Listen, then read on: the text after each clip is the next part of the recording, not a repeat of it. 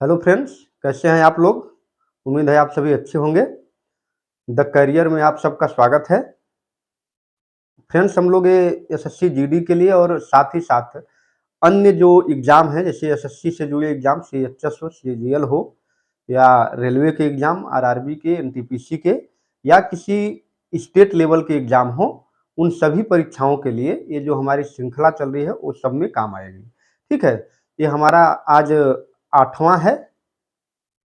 ठीक है, 8वां practice set है और आइए देखते हैं इसके प्रश्नों को। ठीक है, लिखा है कि भाषाई आधार पे सर्वप्रथम किस राज्य का गठन हुआ? नागालैंड, मेघालय, आंध्र प्रदेश या फिर अरुणाचल प्रदेश। ठीक है, तो क्या पूछा जा रहा है कि भाषाई आधार पर सर्वप्रथम किस राज्य का गठन हुआ? नागालैंड, मेघालय, आंध्र प्रदेश या फिर अरुणाचल प्रदेश। ठीक है, देखिए, भाषाई आधार पर सर्वप्रथम जिस राज्य का गठन हुआ है वह है आंध्र प्रदेश है। कौन सा है? आंध्र प्रदेश। 1953 में आंध्र प्रदेश का गठन हुआ। आंध्र प्रदेश का गठन हुआ और किस आधार पे हुआ? भाषा के आधार पर, है ना। तो भाषा के आधार पे गठित होने वाला प्रथम जो राज्य है वो कौन सा है? आंध्र प्रदेश है। कब हुआ? 1953 में। ठीक है, देखिए, जो आंध्र प्रदेश था वहां पे भाषा को लेकर काफी विवाद था। ठीक है, इसको देखते हुए इस राज्य को भाषाई आधार पे एक अलग राज्य का दर्जा दे दिया गया। ठीक है, इसके बाद राज्य पुनर्गठन आयोग की स्थापना हुई। राज्य पुनर्गठन आयोग की स्थापना, ये देखिए, ये 29 दिसंबर 1953 में इसकी स्थापना हुई, लेकिन इसने जो रिपोर्ट सौंपी, रिपोर्ट वो 30 दिसंबर 1955 को सौंपी। ठीक है, और इस आयोग के अध्यक्ष थे फजल अली, न्यायमूर्ति फजल अली। ये क्या थे? अध्यक्ष थे। और इनके साथ में दो अन्य सदस्य भी थे। एक थे हृदयनाथ कुंजरू और दूसरे थे के एम पडिक्कर। चूंकि इसके अध्यक्ष फजल अली थे, इसलिए इस आयोग को फजल अली आयोग भी कहते हैं। क्या कहते हैं? फजल अली आयोग। फजल अली आयोग। इन्होंने ये जो रिपोर्ट सौंपा, उस रिपोर्ट में इन्होंने कहा कि जो भारतीय राज्य जो बनेंगे उनका आधार क्या होगा? एक तो प्रशासनिक ढांचा होगा, प्रशासनिक होगा, फिर दूसरा क्या होगा? आर्थिक होगा, और तीसरा क्या होगा? भाषाई होगा, और सांस्कृतिक होगा। जो आयाम उन्होंने दिए कि इन आयामों पर राज्यों का गठन किया जाएगा। ठीक है, उसके बाद 1956 में, देखिए, अगर आपसे पूछा जाता है कि राज्य पुनर्गठन आयोग कब पारित किया गया?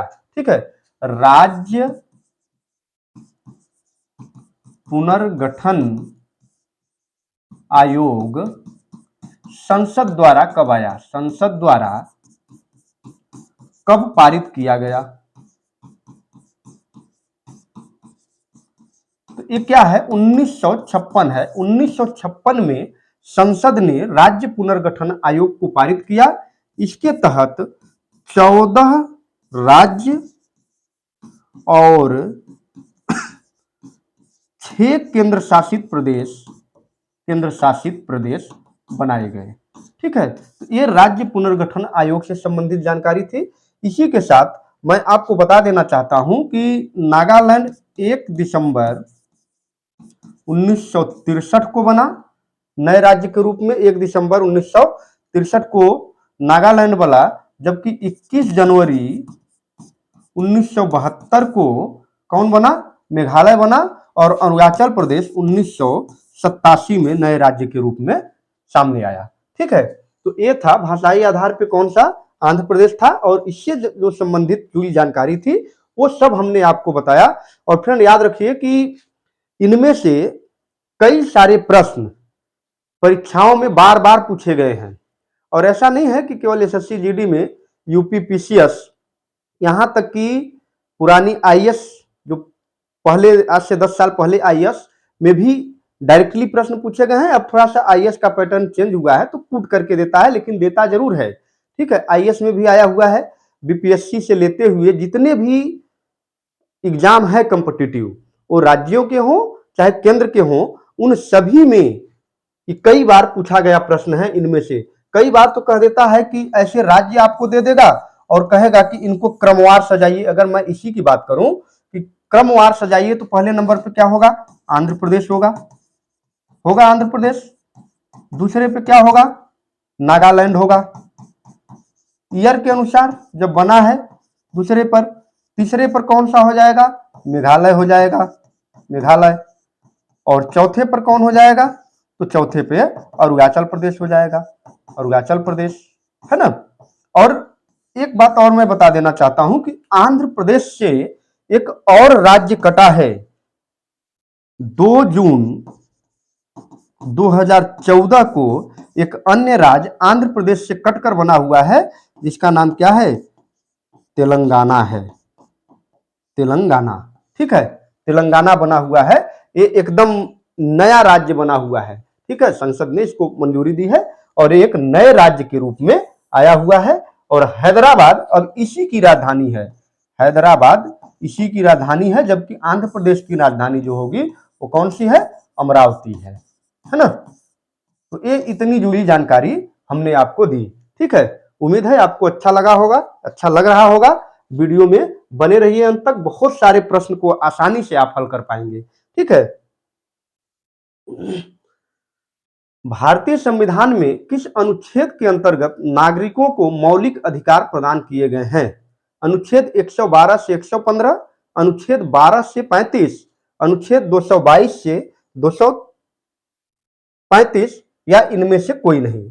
देखिए, मौलिक अधिकार, सबसे पहली बात तो क्या होता है? मौलिक अधिकार क्या है? ठीक है, तो इसको हम कहें कि क्या है, क्या है? तो ये राज्यों के कृत्यों के प्रति नागरिकों को गारंटी है, नागरिकों को गारंटी है। या हम ये कहें कि ये वे हक या जिम्मेदारियां हैं जिन्हें राज्य नागरिकों को देता है और अनिवार्य रूप से देता है ना। तो ये पहली बात तो क्या है मौलिक अधिकार। ठीक है, मौलिक अधिकारों को अमेरिकी संविधान से लिया गया है, अमेरिकी संविधान से लिया गया है मौलिक अधिकारों को। ये दूसरी बात हमने आपको बताई। और तीसरी बात क्या? इसे मैग्ना कार्टा बोलते हैं, इसे भारत का मैग्ना कार्टा कहते हैं, भारत का मैग्ना कार्टा, मैग्ना कार्टा बोलते हैं। मैग्ना कार्टा वास्तव में क्या है? 1215 ईस्वी में इंग्लैंड के किंग जॉर्ज ने सामंतों के दबाव में जारी किया था, सामंतों के दबाव में जारी किया था मैग्ना कार्टा। ठीक है, और अंततः यह नागरिकों के लिए मूल अधिकार था। क्या था? नागरिकों के लिए मूल अधिकार था, मूल अधिकार। ठीक है, ये था। ठीक है, इसके बाद अब देखिए, अब क्या कहा जा रहा है कि मौलिक अधिकार भारतीय संविधान में किस अनुच्छेद में है? तो ये अनुच्छेद 12 से 35 में है। किसमें है? 12 से 35 में है। आप जानते हैं कि भारतीय संविधान में भाग तीसरे में 6 प्रकार के मौलिक अधिकारों को दिया गया है। पहले 7 था, लेकिन बाद में एक को हटा दिया गया। तो अब क्या है? 6 मौलिक अधिकार बचे हुए हैं, जो भारतीय संविधान के भाग 3 अनुच्छेद 12 से 35 तक में दिया गया है। ठीक है, आइए देखते हैं, नोट करिए कि मौलिक अधिकार कौन कौन से हैं। तो सबसे पहली बात तो यह है कि किसमें है मौलिक अधिकार। मौलिक अधिकार भाग 3, ठीक है, और अनुच्छेद 12 से 35 के बीच में है। कितने हैं? 6 मौलिक अधिकार हैं। 6 मौलिक अधिकार हैं, ठीक। पहला क्या है? समता का अधिकार। समता का अधिकार, ठीक है। 14 से अनुच्छेद 14 से अनुच्छेद 18 तक, ठीक। दूसरा है स्वतंत्रता का अधिकार। स्वतंत्रता का अधिकार अनुच्छेद 19 से 22। फिर क्या है तीसरा? शोषण के विरुद्ध अधिकार। शोषण के विरुद्ध अधिकार 23 व 24। फिर क्या है? धार्मिक स्वतंत्रता का अधिकार। स्वतंत्रता का अधिकार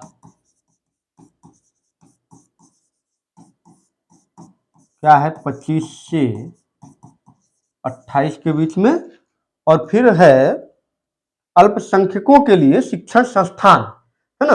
अल्पसंख्यकों के लिए जो है शिक्षण संस्थान।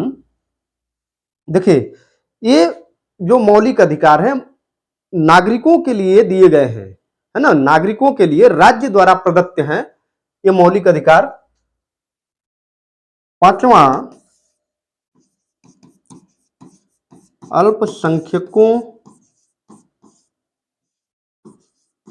के लिए, या इसको ऐसे कह लीजिए, सांस्कृतिक एवं शिक्षण का अधिकार।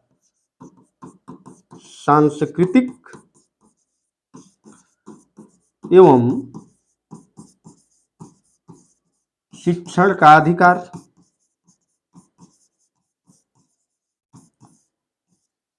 एक का 29 व 30 में है।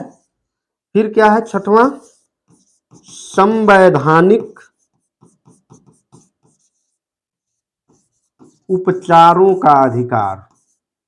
उपचारों का अधिकार किसमें है? अनुच्छेद 32 में है, जिसमें 5 प्रकार की रिट जारी करता है। कौन? रिट जारी करता है कौन? न्यायालय।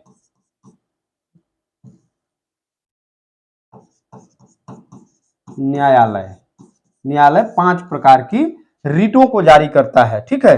अब देखिए, मौलिक अधिकारों का संरक्षण कौन करता है? मौलिक अधिकारों का संरक्षक किसे कहा गया है?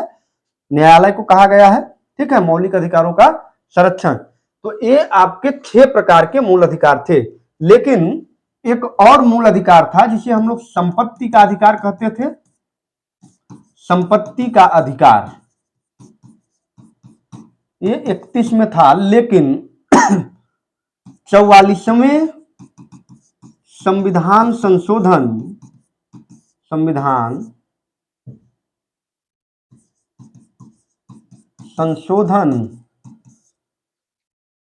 1978 के द्वारा इसे मूल अधिकार की श्रेणी से हटा दिया गया। मूल अधिकार, देखिए अनुच्छेद 31 में यह था कि संपत्ति मूल अधिकार के रूप में है, उसकी विवेचना करता था, ठीक है। तो इसे मूल अधिकार की श्रेणी से हटा दिया गया, यानी अनुच्छेद 31 को निरस्त कर दिया गया। अब इसे कहां रखा गया है? भाग 12 300A अनुच्छेद 300A और किस रूप में? कानूनी अधिकार के रूप में। अभी भी संपत्ति रखना जो है कानूनन है, कानून तो है ना संपत्ति रखना। तो ये मूल अधिकार से जुड़ी हुई कुछ बातें थी, ठीक है। अब इसका अगर हम विवेचना करेंगे तो बहुत लंबा हो जाएगा, तो नेक्स्ट वीडियो में एक एक करके हम लोग देखेंगे कि विवेचना इसका किया जाए, ठीक है। अनुच्छेद 14 से 18, फिर अनुच्छेद 19 से 22, 23 से 24, 25 से 28, 19, 30 और 32, ठीक है। अनुच्छेद 32 को एक बात और मैं बता दूं कि डॉक्टर भीमराव अंबेडकर अनुच्छेद 32 को संविधान की आत्मा कहा है, संविधान की आत्मा कहा है, क्योंकि इसी के जरिए कोई भी व्यक्ति सीधे सुप्रीम कोर्ट में इन अधिकारों के लिए अपील कर सकता है ना। कोई भी व्यक्ति इसी अनुच्छेद 32 के तहत सुप्रीम कोर्ट में सीधे अपने अधिकारों के लिए अपील कर सकता है, ठीक है। इसलिए डॉक्टर अंबेडकर ने इसको संविधान की आत्मा कहा है। चलिए अब अपने अगले प्रश्न पे चलते हैं। भारत का प्रधानमंत्री होता है निर्वाचित, चयनित, मनोनीत या फिर नियुक्त। क्या होता है? निर्वाचित होता है या चयनित होता है या मनोनीत होता है या नियुक्त होता है। देखिए आमतौर पे अगर आप इस प्रश्न को ठीक ढंग से नहीं देखा तो इसमें थोड़ा सा मिस्टेक आप करेंगे और ये गलत हो जाएगा। कैसे गलत हो जाएगा? क्योंकि आमतौर पे आप देखते हैं कि लोकसभा का चुनाव होता है, लोकसभा का चुनाव होता है, लोकसभा का चुनाव होता है और लोकसभा चुनाव के बाद प्रधानमंत्री बन जाता है। चाहे कोई भी व्यक्ति बने, लेकिन एक लोग प्रधानमंत्री बन जाते हैं। लेकिन फ्रेंड्स, क्या आप यह हमको बताएंगे कि क्या वह चुनाव प्रधानमंत्री पद के लिए होता है? क्या आप, ऐसा तो है नहीं कि प्रधानमंत्री पद के लिए 4 कैंडिडेट खड़े हैं, उनमें से एक को आप वोट देते हैं, ऐसा नहीं है। बल्कि वो चुनाव किसके लिए होता है? लोकसभा सदस्यों के लिए होता है। लोकसभा सदस्यों के लिए वो चुनाव होता है, ठीक है। और लोकसभा सदस्य ही बाद में चल करके प्रधानमंत्री बनाते हैं, ठीक है। अनुच्छेद 74(1) में कहा गया है, क्या कहा गया है? अनुच्छेद 74(1) में क्या कहा गया है कि राष्ट्रपति को सलाह देने के लिए, राष्ट्रपति को सलाह देने के लिए एक मंत्री परिषद होगा, एक मंत्री परिषद होगा और इस मंत्री परिषद का मुखिया कौन होगा? प्रधानमंत्री होगा, ठीक है। इसका मतलब है कि ये मंत्री परिषद की बात कर रहा है। अब यह भी कहा गया है कि मुखिया जो होगा वो प्रधानमंत्री होगा, लेकिन प्रधानमंत्री का निर्वाचन नहीं होता है, न तो उसका चयन होता है, ठीक है, चयन भी नहीं होता है, न तो मनोनीत होता है। मनोनीत का मतलब क्या कि जैसे राज्यसभा में 12 सदस्यों को डायरेक्टली राष्ट्रपति अपॉइंट कर देता है कि आप हाँ उनकी योग्यता को देख करके कि आप राज्यसभा के सदस्य हो गए, ठीक है। ऐसा कुछ नहीं है, ये नहीं करता है, बल्कि उसकी नियुक्ति करता है। क्या करता है? नियुक्ति करता है। तो प्रधानमंत्री की क्या की जाती है? नियुक्ति की जाती है, ठीक है। देखिए अब सिस्टम क्या है कि चुनाव हुआ तो राष्ट्रपति बहुमत प्राप्त दल के नेता को प्रधानमंत्री नियुक्त करता है, प्रधानमंत्री नियुक्त करता है। या यह भी है कि बहुमत प्राप्त दल या गठबंधन से बहुमत प्राप्त दल, गठबंधन से, जैसे एक किसी पार्टी ने अगर बहुमत नहीं प्राप्त किया है तो अन्य पार्टियों के साथ गठबंधन करके वो बहुमत साबित कर सकता है। जैसे कि इस बार के चुनाव में ही हुआ है, भारतीय जनता पार्टी तो केवल 240 सीटों पे ही सिमट गई ना, और बहुमत के लिए कितना चाहिए? 273 चाहिए। अभी भी बहुमत से 33 वोट पीछे थे, 33 सीट पीछे थे। तो वो अन्य दलों के साथ गठबंधन करके, साझिता करके वो बहुमत साबित किए हैं। ठीक है, तो सदन के नेता के रूप में, जैसे बहुमत दल का जो ये नेता होता है, या इसे कहते हैं सदन का नेता, सदन का नेता, ठीक है, इसे राष्ट्रपति क्या करता है? प्रधानमंत्री पद की शपथ दिलाता है या प्रधानमंत्री के रूप में नियुक्त कर देता है। अन्य मंत्रियों की नियुक्ति, अन्य मंत्रियों की नियुक्ति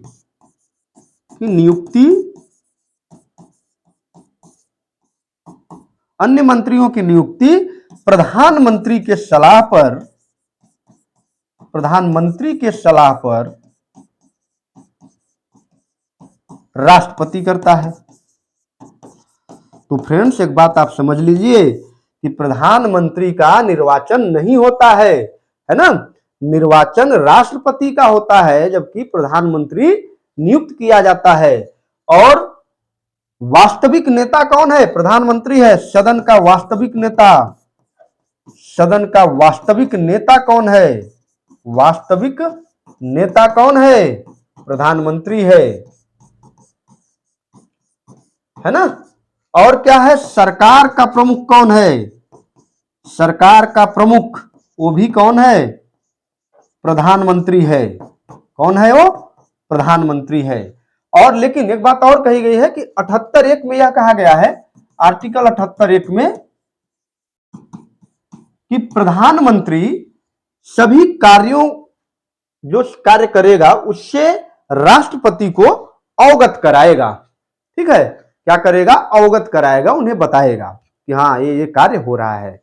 तो माय फ्रेंड्स, आपको कभी भी इस प्रश्न में कंफ्यूज नहीं होना है। क्यों? क्योंकि प्रधानमंत्री का निर्वाचन नहीं होता है, न तो उसका चयन होता है, न तो उसका मनोनयन होता है, बल्कि क्या किया जाता है? उसे नियुक्त किया जाता है, राष्ट्रपति के द्वारा नियुक्त किया जाता है। ठीक है, चलिए, आई होप आप समझ चुके होंगे।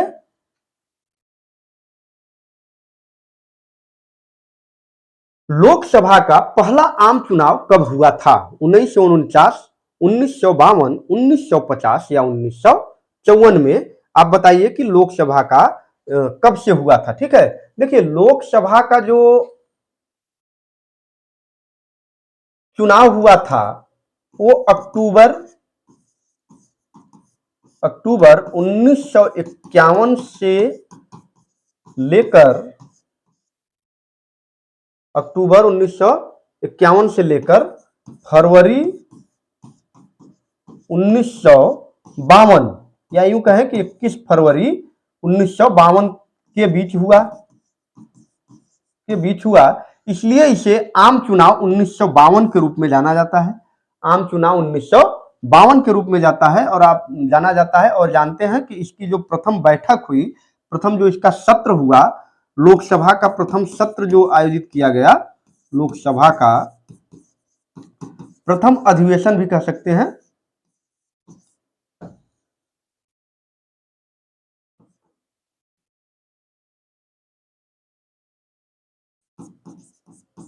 प्रथम अधिवेशन कब हुआ? 13 मई 1952। ठीक है, तो इसमें और कुछ नहीं है, 51 से लेकर 52 के बीच में चुनाव हुआ, इसलिए इसको जो है आम चुनाव 1952 के रूप में जाना जाता है। ठीक, केवल विकलांगों के लिए प्रथम विश्वविद्यालय कहां पर स्थापित किया गया था? ठीक है, इलाहाबाद, बनारस, बलिया या फिर चित्रकूट? तो क्या बताना है कि केवल विकलांगों के लिए प्रथम विश्वविद्यालय कहां पर स्थापित किया गया था? इलाहाबाद, बनारस, बलिया या फिर चित्रकूट? ठीक है, देखिए, सन 2001 में, 2001 में चित्रकूट में चित्रकूट में जगत गुरु रामभद्राचार्य, जगत गुरु रामभद्राचार्य शिक्षण संस्थान या विश्वविद्यालय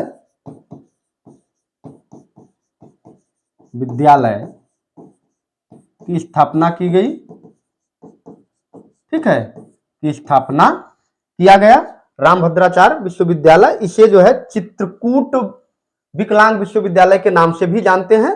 तो कहां पे किया गया? चित्रकूट में। इसका मुख्यालय भी कहां पे है?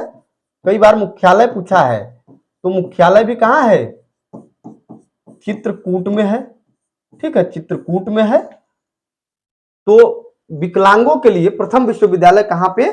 चित्रकूट में आयोजित किया गया। भारत का एक प्रथम विश्वविद्यालय विकलांगों के लिए था, है ना। अब इसी क्रम में राष्ट्रीय दृष्टिहीन बाधितों के लिए, राष्ट्रीय दृष्टिहीन संस्थान, ये कहां पे है? देहरादून में है। और राष्ट्रीय मानसिक विकलांग, राष्ट्रीय मानसिक विकलांग संस्थान, ये कहां पे है? सिकंदराबाद में है। कहां पे? सिकंदराबाद में। ठीक है, तो ये इससे जुड़ी हुई कुछ जानकारियां थी। ठीक है, चलिए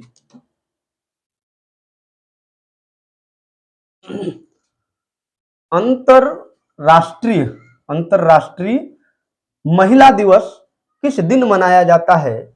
8 मार्च, 14 फरवरी, 10 मई या 2 अक्टूबर को। देखिए, इसकी हम शुरुआत आपको बताते हैं कि अमेरिका में सोशलिस्ट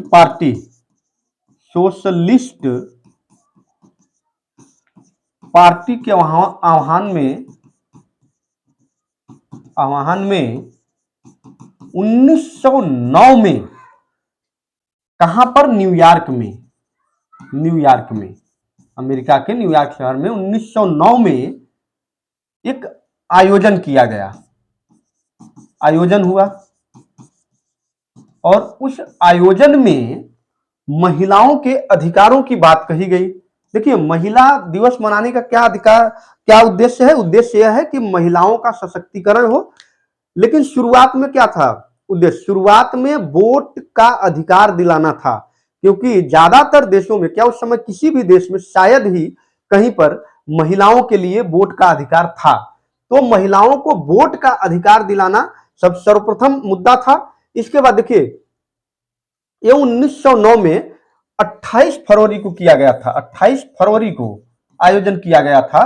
फिर 1917 में महिलाओं ने रोटी और कपड़ा और वोटिंग के लिए महिलाओं ने हड़ताल किया। कहां पे? रूस में 1917 में किया। ठीक है, उस दिन 23 फरवरी थी। देखिए, बाद में हुआ क्या कि महिलाओं के लिए अधिकारों की बात फरवरी के अंतिम रविवार को किया जाना था, फरवरी के अंतिम रविवार को। और उस दिन फरवरी का अंतिम रविवार, ये रविवार जो था वो किस दिन था? 23 तारीख को था। लेकिन ग्रेगोरियन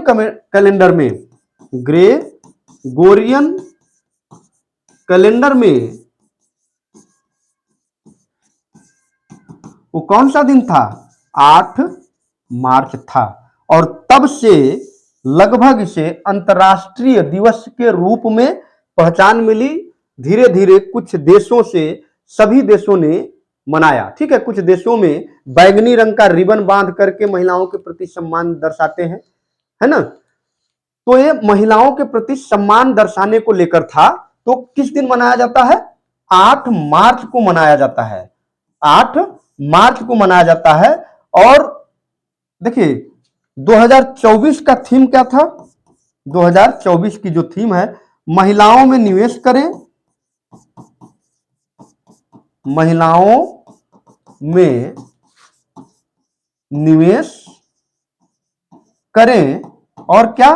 प्रगति में तेजी लाएं, प्रगति में तेजी लाएं।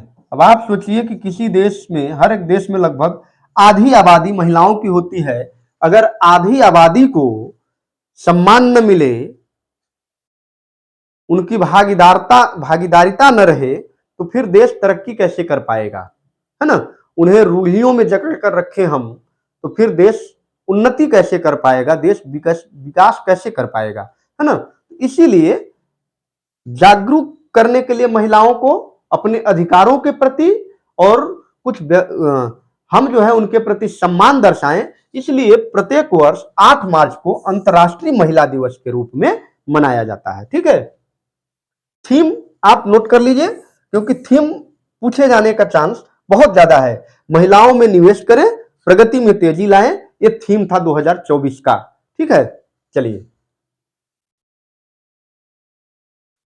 भारत की अर्थव्यवस्था है उदारवादी अर्थव्यवस्था या फिर समाजवादी अर्थव्यवस्था, मिश्रित अर्थव्यवस्था, या उपर्युक्त में से कोई नहीं। देखिए, जो भारत की अर्थव्यवस्था है वो कौन सी है? मिश्रित अर्थव्यवस्था है। ठीक है, मिश्रित अर्थव्यवस्था का मतलब क्या है? जहां पर निजी व सार्वजनिक दोनों प्रकार की अर्थव्यवस्थाओं का समावेश हो, दोनों प्रकार की अर्थव्यवस्था का समावेश हो,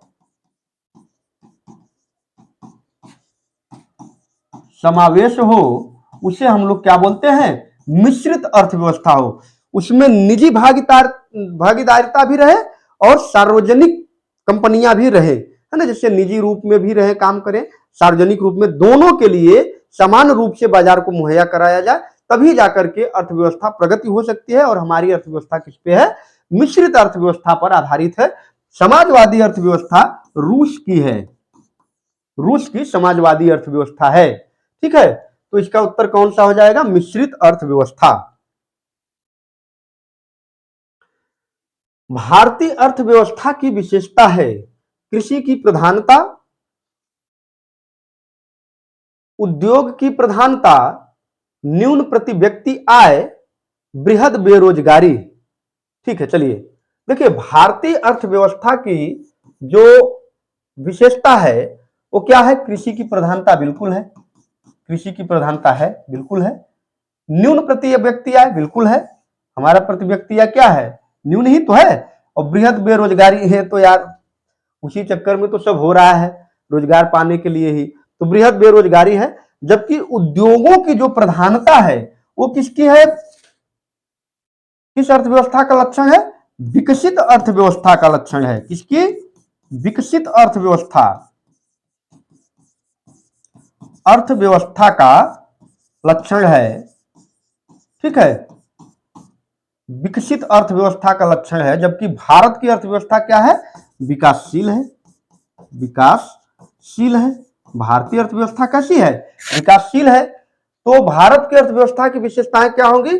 कृषि की प्रधानता, उद्योग, न्यून प्रति व्यक्ति आय, बृहद बेरोजगारी, ये तीनों हो जाएगी। एक ऑप्शन होना चाहिए था ए, सी और डी। मान लीजिए कि ऑप्शन हमने किया ई और इसमें कहा कि ए, सी और डी। ठीक है, तो यही उत्तर हो जाएगा। जबकि बी क्या है? नहीं है। भारतीय अर्थव्यवस्था की विशेषता नहीं है। अगर मैं कह दूं कि नहीं है, तो इसका उत्तर कौन सा हो जाएगा? बी। तो ध्यान रखिएगा, यहाँ पे नहीं जब कर रहे हैं तो उद्योगों की प्रधानता हमारी प्रधानता नहीं है। ठीक है, हमारी विशेषता नहीं, हमारी अर्थव्यवस्था की। जबकि ये तीनों, कृषि की प्रधानता, न्यून प्रति व्यक्ति आय और बृहद बेरोजगारी, ये तीनों हमारी अर्थव्यवस्था की विशेषता है। क्योंकि अभी हम विकासशील देश के रूप में हैं, अभी पूर्ण विकसित देश के रूप में नहीं हुए हैं। ठीक है, चलिए अब अगले प्रश्न पे चलते हैं।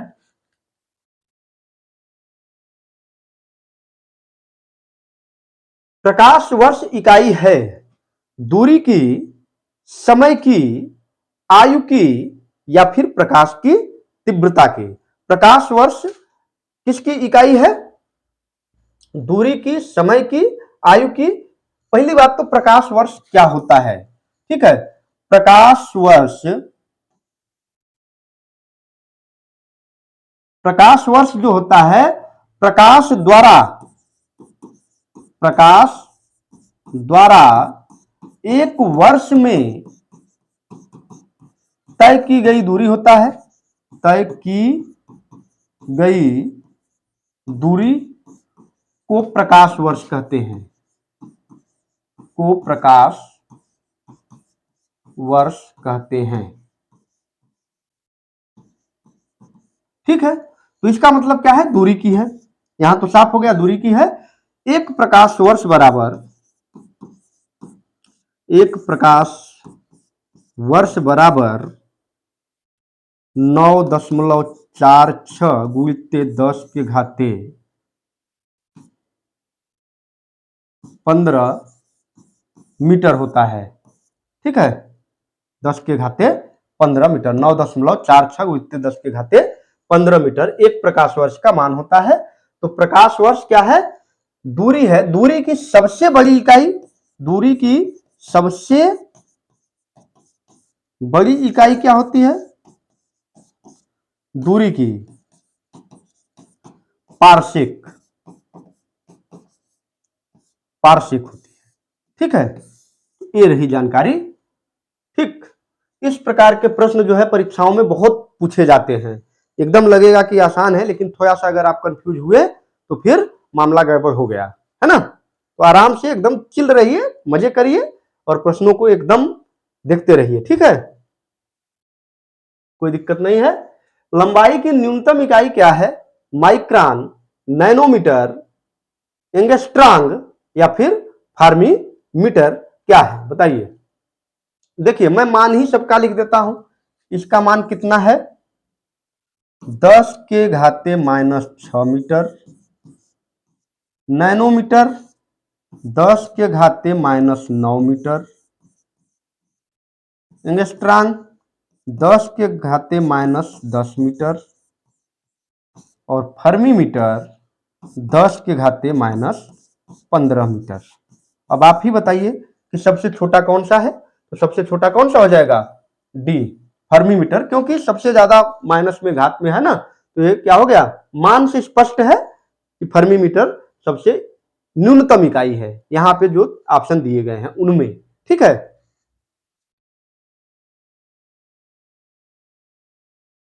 प्लास्टर ऑफ पेरिस रासायनिक रूप से है कैल्शियम सल्फेट, कैल्शियम कार्बोनेट या फिर कैल्शियम ऑक्साइड या फिर कैल्शियम ऑक्सलेट। क्या है, plaster of Paris. Plaster of Paris का प्रयोग कहां पे होता है, देखिए चिकित्सक शल्य क्रिया के लिए, चिकित्सक शल्य क्रिया के लिए करते हैं, चिकित्सकों द्वारा प्रयोग किया जाता है। ठीक है, प्लास्टर बांधने के काम आता है। ठीक, वहां पे उपयोग होता है इसका। इसके बाद मूर्तिकार करता है, मूर्तिकार मूर्तियों का आकार देने में करता है प्लास्टर ऑफ पेरिस का प्रयोग। ठीक है, और ये क्या होता है, कैल्शियम सल्फेट होता है। क्या होता है, कैल्शियम सल्फेट होता है। और इसका सूत्र क्या होता है, CaSO4 हाफ H2O। ठीक है, CaSO4 हाफ H2O इसका जो है रासायनिक सूत्र होता है, रासायनिक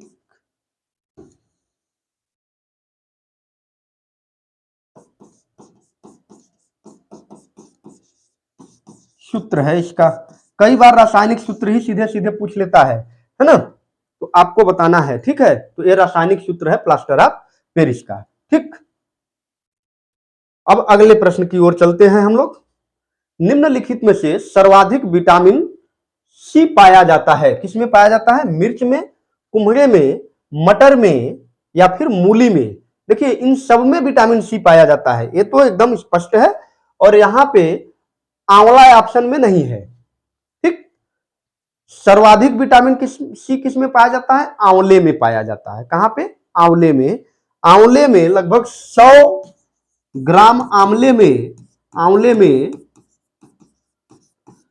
470 से लेकर 680 ml तक विटामिन सी पाया जाता है। विटामिन सी पाया जाता है आंवले में। तो सबसे प्रमुख स्रोत कौन सा हो गया, आंवला हो गया। लेकिन चूंकि यहां पे आंवला ऑप्शन में नहीं है, इनमें बताना है फ्रेंड्स। तो इनमें सबसे ज्यादा विटामिन सी मिर्च में पाया जाता है। किसमें पाया जाता है? मिर्च में पाया जाता है। ठीक है, तो इसका उत्तर कौन सा हो जाएगा? मिर्च हो जाएगा। इन सब में सर्वाधिक विटामिन जो ऑप्शन में दिए गए हैं उसमें मिर्च में पाया जाता है। ठीक है, तो इनमें जो है, और अगर ऐसे आंवला है ऑप्शन में, नींबू है ऑप्शन में, संतरा है, तो उनमें ज्यादा रहेगा। लेकिन यहाँ चूंकि इनमें से कोई भी नहीं है ऑप्शन में, यहाँ मिर्च दिया गया है, तो मिर्च में सर्वाधिक विटामिन सी पाया जाता है। ठीक है, आराम से ये प्रश्न कई बार परीक्षा में पूछा गया है, क्योंकि आमतौर पे आंवला तो सबको पता है ना, तो आंवला को न दे करके यहां मिर्च दिया है। ठीक, तो आपको कंफ्यूज नहीं होना है, मिर्च में इन सब में पाया जाता है। ठीक, चलिए आगे चलते हैं आराम से। निम्नलिखित में से कौन सा प्रोटीन का सबसे अच्छा स्रोत है? चावल, मूंगफली, सेब या फिर उपर्युक्त में से कोई नहीं। चावल में तो कार्बोहाइड्रेट पाया जाता है प्रचुर मात्रा में, आप जानबे करते हैं। ठीक है, सेब विटामिन ए का स्रोत है। मूंगफली में, इनमें जो दिया गया है, इनमें मूंगफली में सर्वाधिक पाया जाता है, प्रोटीन मूंगफली में सर्वाधिक पाया जाता है। लेकिन मैं आपको बता दूं कि सर्वाधिक प्रोटीन जो पाया जाता है वो सोयाबीन के दाने में पाया जाता है। सोयाबीन के दाने में। ठीक है, सोयाबीन क्या है? एक तिलहनी और दलहनी फसल है, और दलहनी फसल है ना। सोयाबीन का सर्वाधिक उत्पादक राज्य कौन सा है? उत्पादक राज्य मध्य प्रदेश है। ठीक है, सोयाबीन में लगभग 40% प्रोटीन पाया जाता है। इनके अलावा अरहर की दाल है, उसमें भी ठीक ठाक मात्रा में, अरहर की दाल में भी पाया जाता है प्रोटीन, ठीक ठाक मात्रा में पाया जाता है। ठीक है, लेकिन यहाँ पे जो ऑप्शन दिए गए हैं उनमें उत्तर कौन सा है? बी, मूंगफली में पाया जाता है सर्वाधिक। सबसे अच्छा स्रोत इनमें से मूंगफली है। किसका? प्रोटीन का। ठीक है ना, ध्यान दीजिएगा, जो प्रश्न पूछा जाए उसी में। अब यहां आप ढूंढोगे कि सोयाबीन तो है ही नहीं है, तो कैसे काम चलेगा? नहीं, तो इनमें से आप उत्तर ऊपर में से कोई नहीं है, इसमें आप कंफ्यूज होकर के ये उत्तर लगा देंगे कि यार सोयाबीन तो है ही नहीं। लेकिन आप जान लीजिए कि मूंगफली में भी प्रोटीन पाया जाता है और ठीक ठाक मात्रा में पाया जाता है। ठीक है, ठीक।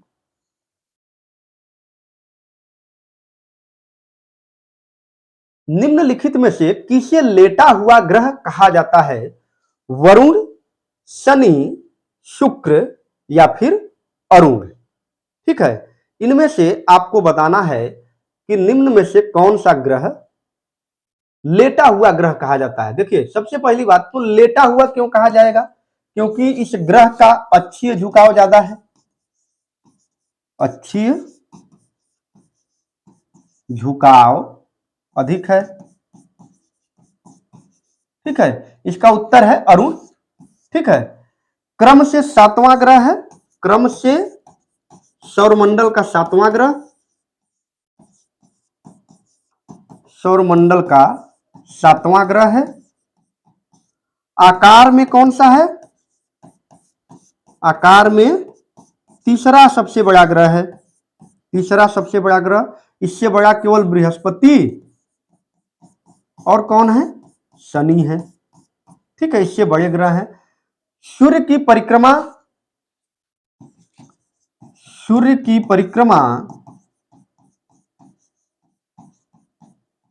84 वर्षों में करता है।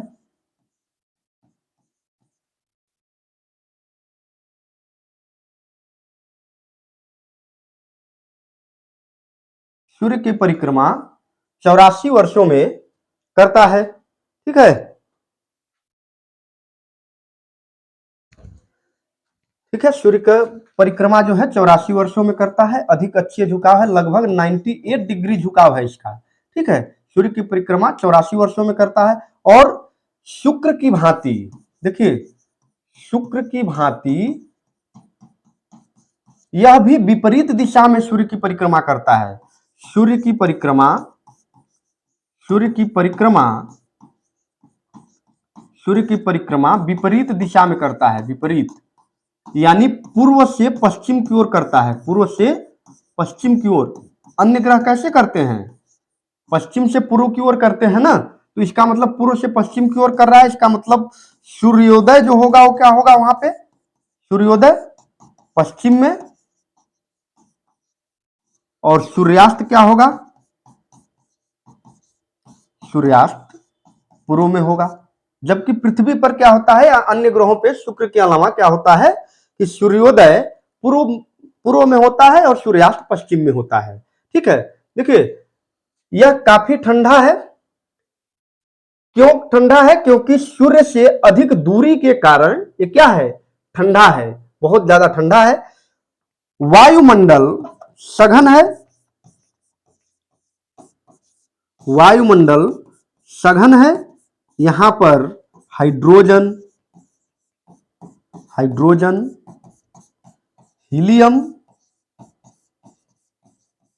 हीलियम मीथेन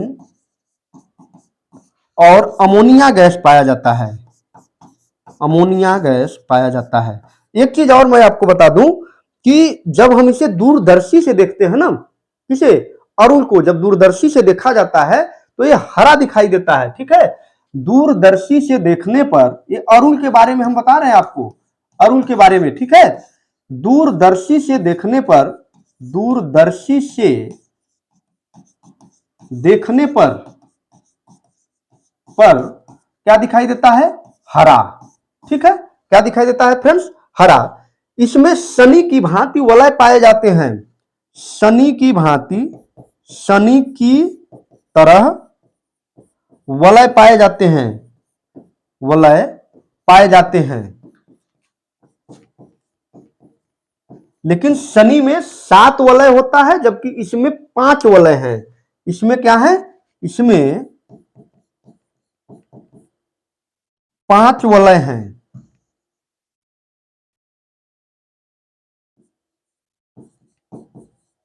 5 वलय हैं और इनका नाम क्या है? अल्फा, बीटा, गामा, डेल्टा और इप्सिलॉन। इप्सिलॉन इनका नाम है। जो वलय हैं उन वलयों के नाम है अल्फा, बीटा, गामा, डेल्टा और इप्सिलॉन। वर्तमान में इसके कुल 28 उपग्रह हैं, इसके कुल 28 उपग्रह हैं। ठीक है, कुल 28 उपग्रह हैं। वरुण सबसे अंतिम ग्रह है। शनि में 7 वलय पाए जाते हैं।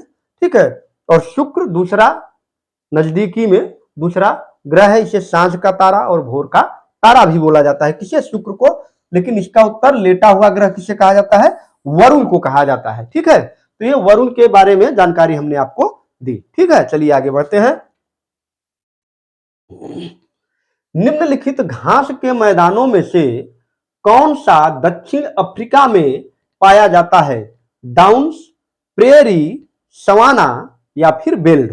देखिए, डाउन्स ऑस्ट्रेलिया में पाया जाता है, ऑस्ट्रेलिया में। ठीक, प्रेरी उत्तरी अमेरिका का घास का मैदान है, उत्तरी अमेरिका में पाया जाने वाला घास का मैदान है, उत्तरी अमेरिका। सवाना अफ्रीका में पाया जाने वाला, अफ्रीका में, अफ्रीका का मतलब पूरे अफ्रीका में लगभग पाया जाता है, अफ्रीका में पाया जाने वाला है, पाया जाता है। तो बचा क्या? बेल्ट बचा। ठीक है, बेल्ट दक्षिण अफ्रीका में कौन सा पाया जाता है? बेल्ट पाया जाता है। ठीक है, जबकि पंपास एक अन्य है, पंपास दक्षिण अमेरिका के घास का मैदान है, दक्षिण अमेरिका।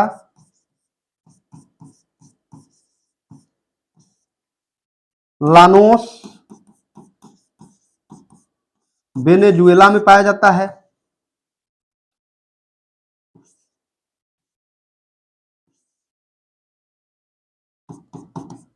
वेनेजुएला वेनेजुएला में पाया जाता है, ठीक है। और स्टेपी, स्टेपी जो घास का मैदान है वो यूरोप और मध्य एशिया में पाया जाता है, ठीक है। तो ये दुनिया के जो प्रमुख घास के मैदान हैं उनको हमने आपको बताया, ठीक है। ठीक, चलिए आगे बढ़ते हैं। इनमें से कौन सी नदी बेरीनाग झरने से निकलती है? गंगा, झेलम, सिंधु या फिर सतलुज? कौन सी नदी? देखिए, अगर आप जानते हैं, ध्यान से पढ़े होंगे, ठीक है, तो गंगा गंगोत्री से निकलती है, गंगोत्री ग्लेशियर से। गंगा कहां से निकलती है? गंगोत्री ग्लेशियर, ठीक, ग्लेशियर से निकलती है। सिंधु कहां से निकलती है? मानसरोवर, मानसरोवर के निकट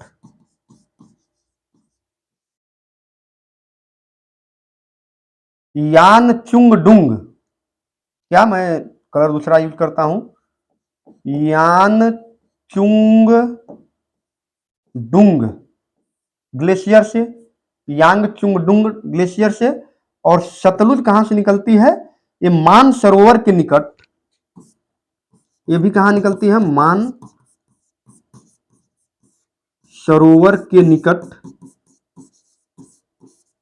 राकस ताल, राकस या फिर इसी को बोलते हैं राक्षस ताल से निकलती है। तो बचा कौन सा? झेलम। इसका मतलब कि बेरीनाग झरने से कौन सी नदी निकलती है? झेलम निकलती है। झेलम, झेलम जाकर के फिर बूलर झील में मिल जाती है। बूलर झील, बूलर झील आप जानते ही हैं श्रीनगर में है। और श्रीनगर नगर, श्रीनगर इसी झेलम नदी के तट पर, झेलम के तट पर बसा हुआ है, ठीक है। तो बेरीनाग झरने से कौन सी निकलती है नदी? झेलम निकलती है। मैंने आपको सारे जहां से इनकी उत्पत्ति हुई है सबको हमने आपको बताया, क्योंकि यहां झेलम है। परीक्षा में झेलम के अलावा हो सकता है सतलुज का पूछ ले, है ना, तो आपको मालूम होने चाहिए, ठीक। चलिए,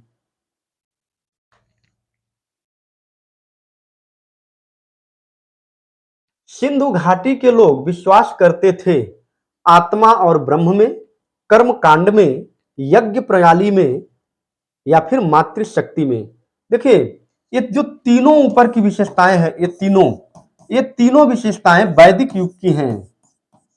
वैदिक युग, वैदिक युग के लोग आत्मा और ब्रह्म में विश्वास करते थे, कर्म कांड में, यज्ञ प्रणाली में। जबकि सिंधु घाटी के लोग जो है मातृशक्ति में विश्वास करते थे। किसमें? मातृशक्ति में विश्वास करते थे।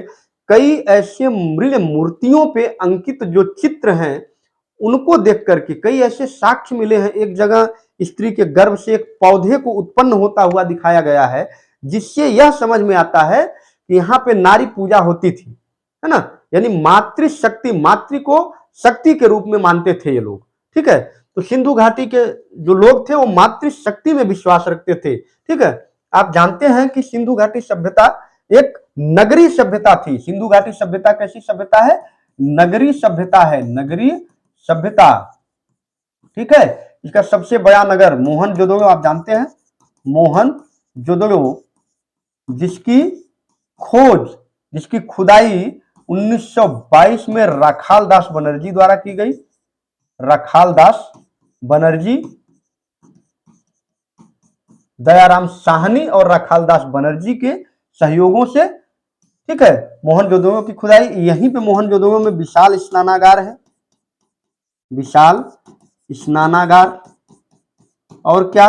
विशाल अन्नागार, जानते हैं, यहीं पे पाया जाता है, ठीक है। और सिंधु घाटी सभ्यता का एक प्रमुख पत्तन नगर, कई बार परीक्षाओं में पूछा है, प्रमुख पत्तन नगर वो कौन सा है? गुजरात में है। कौन सा?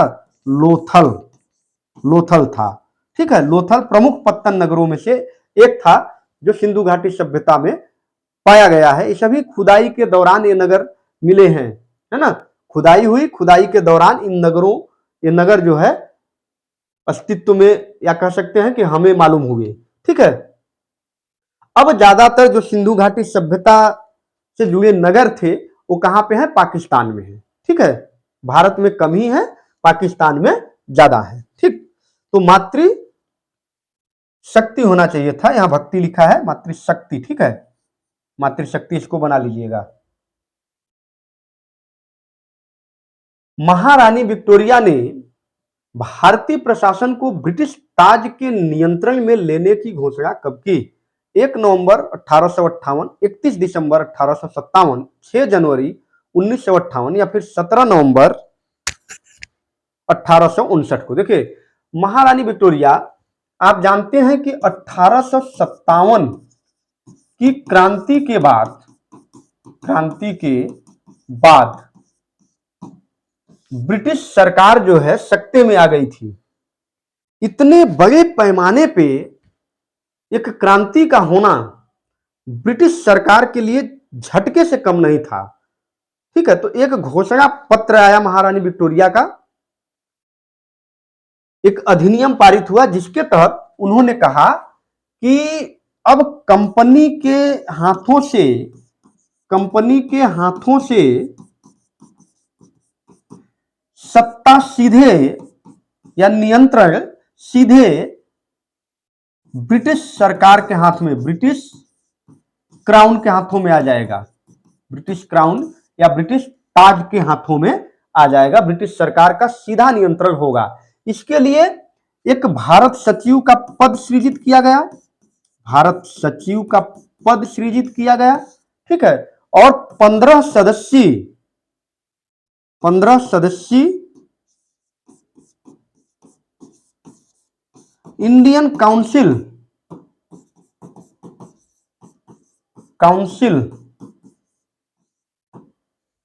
को रखा गया कि 15 सदस्य रहेंगे और देखेंगे कि कैसे इस पे करना है। और ये काम 1 नवंबर 1858 को किया गया था। ठीक है। महारानी विक्टोरिया का जो घोषणा पत्र था 1 नवंबर 1858 को पारित हुआ, और उसी के तहत अब जो नियंत्रण था वो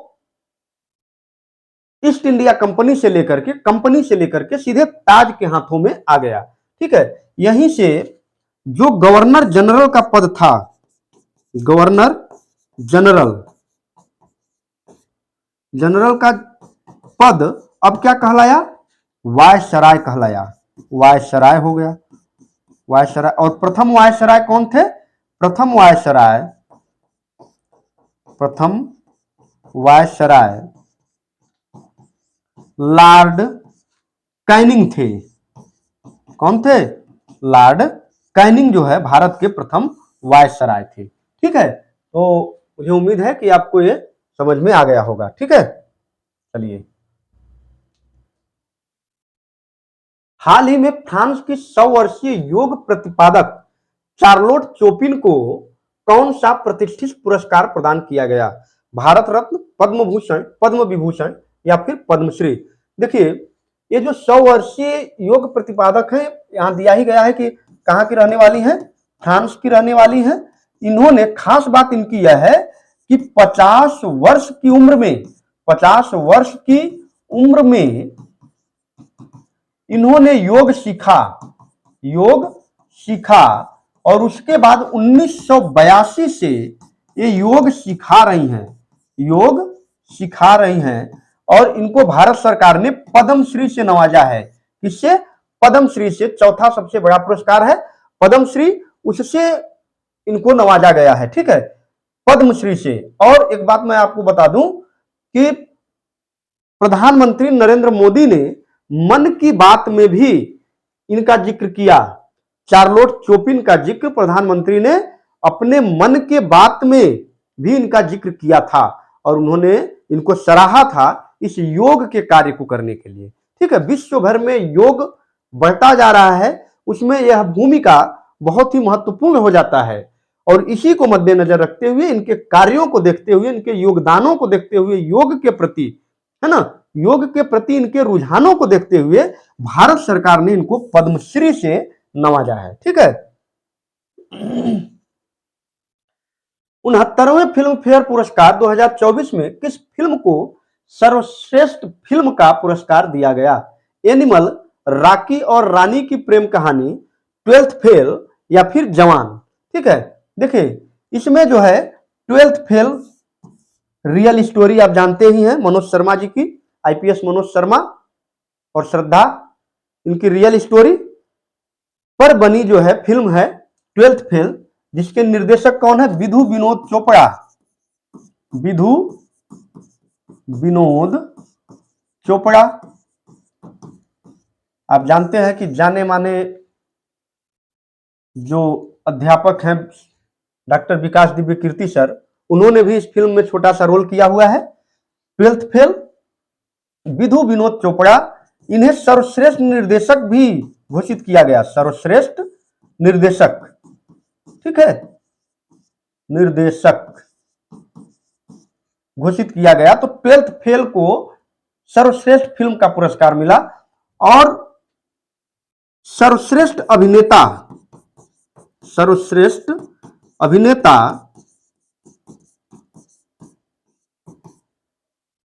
रणबीर कपूर। कपूर किसके लिए? एनिमल के लिए। और सर्वश्रेष्ठ अभिनेत्री, अभिनेत्री, सर्वश्रेष्ठ अभिनेत्री आलिया भट्ट